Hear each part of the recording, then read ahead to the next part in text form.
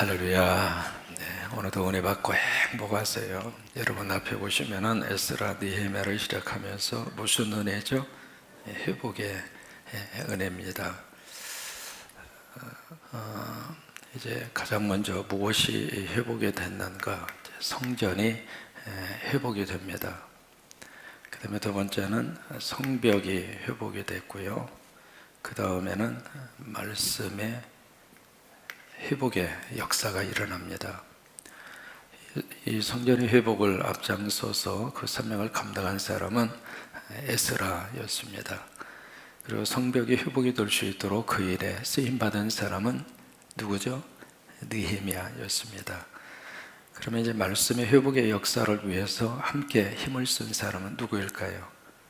에스라와 느헤미야입니다. 참 묘해요. 하나님께서 각자 요소에서 이런저런 모습으로 각자 주신 은사를 통해서 하나님이 쓰시는데, 때로는 개인적인 은사를 통해서 일을 하시고, 때로는 함께 그 일을 하게 하시고, 영화부 유치부가 함께 하는 겁니다. 팀장님이니까 팀장님이 다 알아서 하세요. 그건 아니에요. 그러니까 온 교사와 우리 팀장님 모두가 하나가 돼서, 그러니까 이 말씀 사역이 이루어질 때는 총독이었던 이 느헤미야의 협조가 없었다면 민족적으로 거국적으로 그런 집회를 열 수가 없습니다. 총독이라는 위치에 있었기 때문에 한 나라 전체가 다 거기에 수문학 광장에 모일 수가 있었고, 그것은 에스라 힘 가지고는 되지 않습니다. 그러니까 하나님이 각자마다 있는 자리에서 있는 위치에서 하나님이 그렇게 귀하게 들어 쓰시는 거예요. 그래서 이 세 가지 회복의 역사가 바로 에스라, 느헤미야를 통해서 일어나게 되는데, 여기 이제 성전과 성벽을 오늘 우리식으로 말하면 교회 회복입니다. 그리고 이 말씀의 회복을 지금 우리식으로 말하면 바로 믿음의 회복이죠. 그러면 이 에스라 느헤미야가 원래 히브리어 원문에 보시면 한 권입니다. 한 권의 책인데 이것이 이제 우리말 성경에서는 둘로 나누어 놨거든요. 그러면 우리가 여기서 교회가 회복이 되고 믿음이 회복이 되고, 그리고 이제 느헤미야 12장으로 가서 보시면 거기에 봉헌식이 나옵니다. 그러니까 그 봉헌식의 그 순간은 너무 사실은 감사하고 행복하고 즐거운 시간입니다. 성벽 같은 경우에 52일 만에 느헤미야를 통해서 참 여러 가지 많은 어려움이 있었잖아요. 시작부터 하나님이 역사하셔서 느헤미야가 자기의 친척 하나니아를 통해서 소식을 듣잖아요. 그의 소식을 듣고 그때부터 막 느헤미야가 기도합니다. 하나님 도와주세요. 하나님, 내 나라가 그런 형편에 처해져 있습니다. 예루살렘이 망한 지가 벌써 수십 년, 100여 년의 역사가 흘렀는데 어떻게 저 모양으로 지금 황량한 상태로 버려져 있어야 하겠습니까? 그래서 막 기도하잖아요. 기도하는데 마침 아닥사스다 왕의 마음을 하나님이 움직여 주셔서 왕의 허락을 받고 그가 유다로 돌아올 때는 총독이 돼서, 그렇게 해서 이제 성벽 재건하는 그 일을 할 수 있도록, 그러니까 이 성벽 회복의 역사의 모든 출발을 누가 하셨는가? 하나님이 하셨습니다. 무슨 일이든지 하나님이 움직여 주셔야 역사가 나타납니다. 하나님이 도와주셔야 일이 아름다운 모습으로 연결이 될 수 있습니다. 그러니까 시작을 누가 하셨는가? 하나님이 하셨어요. 물론 움직이는 사람은 사람입니다만은 그 사람을 움직이시는 분이 누구인가? 하나님이십니다. 이 새벽에 우리 교사 한 분 한 분 누가 움직이셨는가? 팀장님이 오라고 하니까 어쩔 수 없이 온 게 아니라 하나님이 움직여 주신 거예요. 이게 놀라운 하나님의 역사죠. 그래서 기적같이 성벽이 완성이 되고 12장에서 봉헌식을 하면서 너무 행복했거든요. 하나님이 이렇게 역사하셨구나.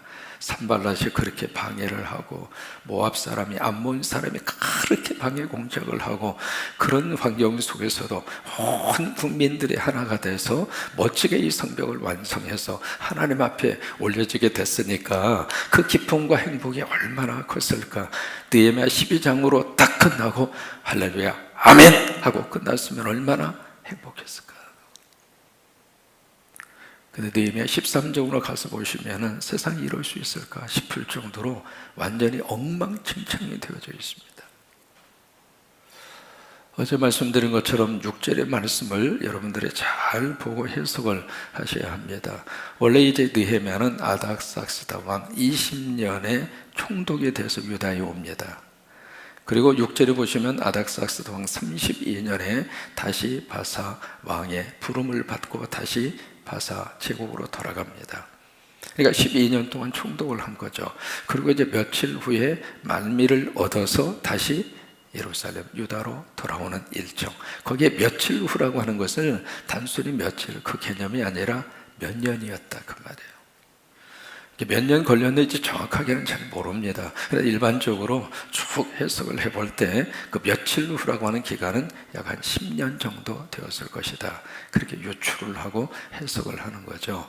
10년 만에 또 와서 보니까 세상의 모든 것이 회복해서 제자리에 원상으로 딱 돌려놓았다고 생각을 했는데 딱 와서 보니까 예루살렘 상황 자체가 완전히 과거로 돌아가 있는 거예요. 참 이게 어떤 그 인간의 모습을 그대로 우리에게 보여주고 있습니다. 그런 상황에서 지금 에스라는 느헤미야는 마지막 13장에서 뭘 하고 있는가? 바로 개혁을 하고 있습니다. 여러분 말씀드렸죠. 개혁이라고 하는 것은 새로운 아이디어를 가지고 새로운 프로젝트를 가지고 진행하는 거, 그게 개혁이 아닙니다. 원래 가야 할 본질의 모습으로 돌아가는 게 개혁입니다. 원래 이 자리를 가야 되는데 탈선을 해서 지금 변질이 되어 있는 겁니다. 원래 가야 할 그 방향에서 돌아선 겁니다. 그러니까 거기에서 새로운 길을 개척하고 이 길로 갑시다. 이게 개혁입니다. 그거 아니에요. 성경에서 말하는 원래 개혁의 의미는 본질의 모습으로 가야 할 핵심으로 다시 돌아가는 거예요. 다시 돌아가는 거예요. 그래서 이제 그 작업을 지금 느헤미야가 앞장서서 그 일을 하고 있습니다. 그러면 이 모든 일이 어디서부터 지금 문제가 발생이 됐는가? 여기 지금 세 가지의 문제가 발생을 했거든요. 바로 이제 첫 번째의 문제가 도비야 문제입니다. 그 앞서서 이제 4절 이하에 나오는 기록이 도비야라고 하는 사람인데, 여러분 도비야를 우리가 어디서 만날 수 있는가? 벌써 느헤미야 6장에서 도비야를 만났거든요. 거기에 산발랏이 사마리아 총독이었잖아요. 여기에 유다의 총독이 와서 뭔가 일을 한다고 그러니까 산발랏이 그때부터 막 방해를 하잖아요. 그때 옆에서 그림자처럼 따라다니는 사람이 도비야입니다. 이 도비야는 바로 안 본 사람이거든요. 그러면서 여기 유다가 잘 되는 꼴을 못 보는 거예요. 그래서 산발랏하고 하나가 돼서 막 이 성벽 재건 공사를 누구보다도 방해 공작을 하고 누구보다도 앞장서서 그것을 못하도록 막고, 나중에는 성벽이 어느 정도 이렇게 쌓아서 올라갔잖아요. 그때 도비야가 와서 했던 속을 뒤집어 놓는 말이 있었습니다. 여호가 올라가도 무너질 것이다. 그 말을 도비야가 한 거예요. 그런 도비야가 지금 어디에 떡 와서 자리를 잡고 있는가? 성전의 한 방 안에. 작은 방이 아닙니다. 여기 보면 큰 방이라고 그랬거든요. 큰 방에 턱 하고 자리를 차지하고 앉아 있습니다. 근데 그 방이 무슨 방인가? 바로 하나님 앞에 바쳐지는 소재물, 그리고 하나님의 성전에서 일하는 사람들에게 사례비로 제공할 11조의 그런 공물을 저장해 놓은 창고입니다. 그리고 거제물로 바친 거, 그 다음에 포도주, 그런 것들을 쌓아놓는 그 방이었거든요. 그 방에 있는 모든 것을 다 채워버리고 그 방에 지금 누가 떡하고 자리를 잡고 있는가? 도비야가. 도대체 이런 일이 있을 수가 있느냐 이 말이에요. 근데 그 일에 지금 누가 함께 짝짝꿍이 되어져 있는가? 엘리야십. 이 엘리야십이라고 하는 사람은 대제사장입니다. 대제사장이 하나가 돼서 그 일을 지금 벌리고 있는 겁니다. 현대식으로 해석을 해드리겠습니다. 여러분, 여기에 도비야가 딱 하고 차지하고 있는 그 방이 무슨 방인가? 재정부실입니다. 돈을 다루고 성도들의 헌금을 취급하는 재정부실에 거기에 담임 목사하고 어느 특정이라고 짝짝꿍이 돼서 재정부실의 열쇠를 그 사람에게 맡겨준 겁니다. 그러면 그 사람이 재정부실에 들어가서 무슨 일을 할까? 어떨 것 같아요? 뒤로 다 빼돌리는 거예요. 그 일을 거기에 대제사장 엘리야십이 거기에 앞장서서, 왜? 얻어먹을 게 있으니까, 챙길 것이 있으니까. 그렇게 해서 교회 재정을 한두 사람이 마음대로 좌지우지하고 쥐락펴락해서 성전에 있는 이 곳간에 있는 모든 것들이 바닥이 나버린 겁니다. 교회가 완전히 재정이 적자가 나버린 거예요.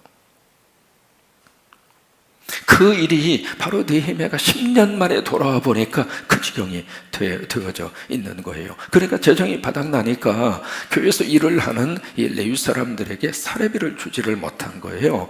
그래서 사례비를 주지를 못하니까 이 레위 사람들이 먹고 살아야 되겠다, 우리도 생존을 위해서 살아야지. 그리고 성전을 등지고 전부 다 어디로 갔는가? 노동판으로 다 간 거예요.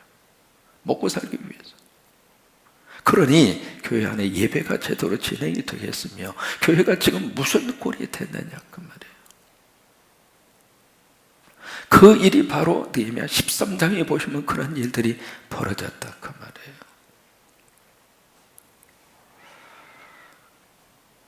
제가 목회하면서 몇 가지 저는 원칙을 가지고 있습니다. 첫째로 헌금 개수하는 그 방에 1년에 딱 한 번 들어갑니다. 그래서 그 사역자들을 위해서 이 헌금이 어떤 헌금이냐, 두 가지를 꼭 그분들에게 말씀을 드립니다. 첫째로 이 헌금 하나님 앞에 바쳐진 헌금이다. 다룰 때 조심해서 다루어라. 왜냐하면 잘못 다루면 하나님의 것을 도둑질하는 것이고, 잘못 다루면 하나님의 것을 잘못 다루는 것에 대한 책임을 하나님이 물을 것이다. 그래서 이제 1년에 딱 한 번 그 자리에 들어가고, 두 번째로 거기 계속 위원들에게 꼭 부탁을 드립니다. 액수의 많고 적음 그것을 당신들이 기억할 이유도 없고 기억할 필요도 없다. 다 성도들이 과부의 둘랩돈도 하나님이 받으셨고,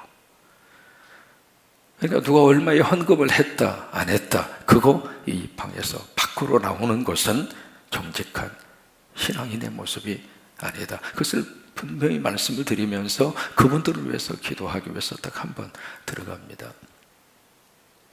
여러분, 하나님 앞에 바쳐지는 헌금은 첫째로 투명성이 있어야 돼요.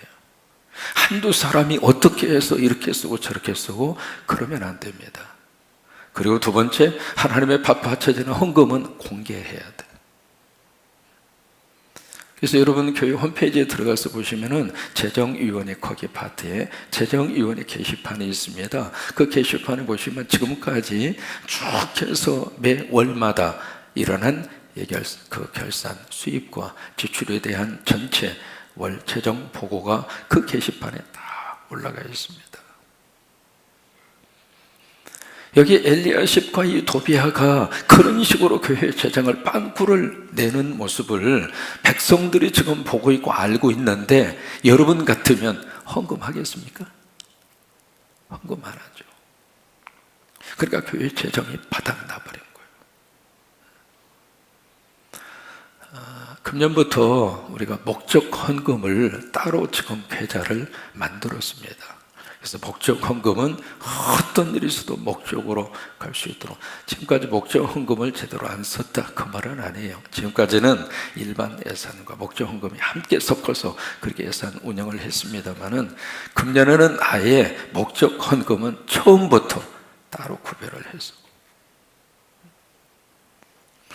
헌금을 어떻게 쓰느냐를 성도들이 지금 보고 있거든요.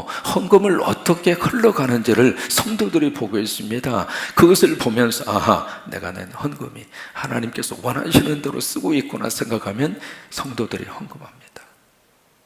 성도들만 헌금하는 게 아닙니다. 우리 교인이 아닌 사람이 거기다 헌금을 갖다가 맡겨줍니다. 왜요? 하나님 앞에 기도한 게 있거든요. 하나님 앞에 뭔가 성원한 게 있습니다. 하나님 앞에 목적으로 삼고 있는 물질이 있는데, 그 물질을 제대로 써줄 만한 교회가 어딘가 그걸 찾고 있는 거예요. 그렇게 해서 그 교회에다 맡겨주는 거예요. 그러면 그 돈을 맡았으면 그 교회에서는, 그 당회에서는, 그 목회자는 그 목적에 맞게끔 그 헌금이 흘러가도록 해야 할 책임이 있다 이 말이에요. 여기 엘리야십은 그 사명을 제대로 감당을 못한 거예요. 그러다 보니까 도비야하고 이 엘리야십이 그런 식으로 지금 하고 있는 거예요. 느헤미야는 그것을 완전히 새롭게 개혁을 합니다. 그 다음에 두 번째는 무슨 일이 지금 발생이 돼요? 안식일 문제입니다. 안식일을 바르게 지켜야 되는데 안식일을 막 거기에 장사하느라고 정신없는 거예요.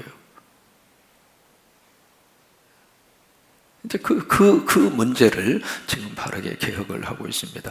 세 번째는 안식일에 막 이 사람 저 사람 와서 장사를 하다가 보니까 이권 있는 곳에 사람이 몰려들잖아요. 근데 그 사람 가운데 이방인들도 출입을 하게 되고요. 그러니까 자주 접촉을 하다가 보니까 거기서 이방인과의 관계가 형성이 되고 그렇게 해서 거기서 이방인과 결혼 문제가 이루어지고 그런 일들이 벌어지게 된 거예요. 자, 여러분, 이게 어디에서 그들이 절대로 그런 모습으로 안 살겠다고 약속하고 도장을 찍어냈는가? 느헤미야 10장입니다. 그래서 명단까지 쭉 썼잖아요. 그랬던 사람들이 하나님 앞에서 이제는 이런 모습으로 살겠습니다. 서약하고요, 사인하고요, 도장까지 찍고 그 이름까지 명단에 올렸던 사람들입니다. 근데 그 사람들이 지금 10년 만에 다시 옛날로 다 돌아가 버린 거예요.